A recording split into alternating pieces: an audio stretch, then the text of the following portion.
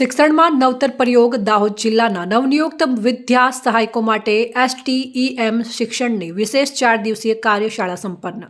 વિદ્યાર્થીઓમાં જિજ્ઞાસા વૃત્તિ જગાડવા અને ગણિત વિજ્ઞાનના અઘરા સિદ્ધાંતોને વિવિધ પ્રયોગો દ્વારા સમજવા ડાયટ દાહોદ અને અમેરિકન ઇન્ડિયન ફાઉન્ડેશનનો સંયુક્ત પ્રયાસ.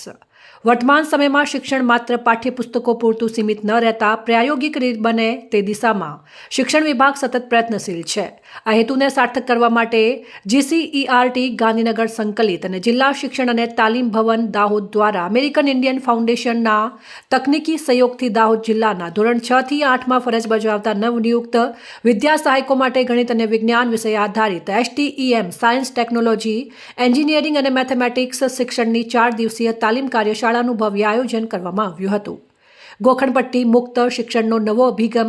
આ કાર્યશાળાનો મુખ્ય ઉદ્દેશ્ય પ્રાથમિક સ્તરના વિદ્યાર્થીઓને ગોખણપટ્ટીની પદ્ધતિમાંથી મુક્ત કરી પ્રવૃત્તિ દ્વારા શિક્ષણ એટલે કે લર્નિંગ બાય ડુઈંગના સિદ્ધાંતને આત્મસાત કરવાનો હતો.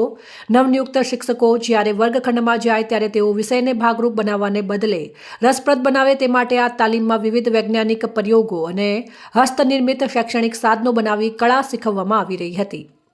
ગણિતના જટિલ કોયડાઓ હવે બનશે રમતવાત. ગણિત વિષયમાં ખાસ કરીને નિત્યસમ અને પાયથાગોરસ પ્રમેય જેવા મુદ્દાઓ વિદ્યાર્થીઓ માટે અઘરા માનવામાં આવે છે. આ તાલીમમાં માસ્ટર ટ્રેનર્સ દ્વારા આ પ્રમેયોની પ્રાયોગિક સમજૂતી આપવામાં આવી હતી. શિક્ષકોએ કાગળના કટિંગ અને રનિંગ કાર્ડબોર્ડના માધ્યમથી પૂર્ણાંક અપૂર્ણાંકની સંકલ્પનોને કેવી રીતે સ્પષ્ટ કરવું તેનું જીવંત નિર્દેશન કર્યું હતું. આ ઉપરાંત 10 ગ્રામ ના 7 ટુકડાઓનો ઉપયોગ કરીને વિવિધ ભૌમિતિક આકારો અને આકૃતિઓ બનાવવાની પ્રવૃત્તિને વિશેષ આકર્ષણ જમાવ્યું હતું, જે બાળકોમાં તાર્કિક ક્ષમતા વિકસાવવામાં મદદરૂપ થશે.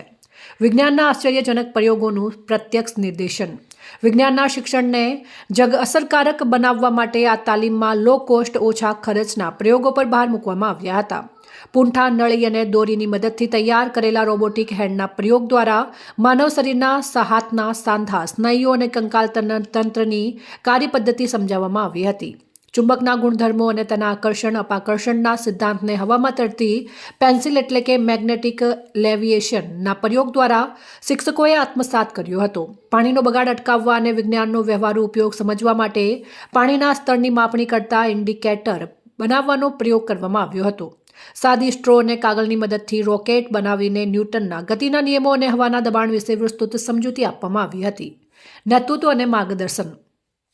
સમગ્ર તાલીમ કાર્યશાળાનું આયોજન ડાયટ પ્રાચાર્ય રાજેશભાઈ મુનિયાના દ્રષ્ટિવંત માર્ગદર્શન હેઠળ કરવામાં આવ્યું. તેમણે જણાવ્યું હતું કે આધુનિક યુગમાં શિક્ષકોએ નવીનતમ પ્રયોગો અને પ્રાયોગિક શિક્ષણ સાથે કદમ મિલાવવા પડશે, જેથી સરકારી શાળાના બાળકો વૈશ્વિક સ્પર્ધામાં ટકી શકે. આ 4 દિવસીય વર્કશોપનું સફળ સંચાલન અને સંકલન તાલીમ કન્વીનર મુકેશભાઈ ડામોર દ્વારા કરાયું હતું.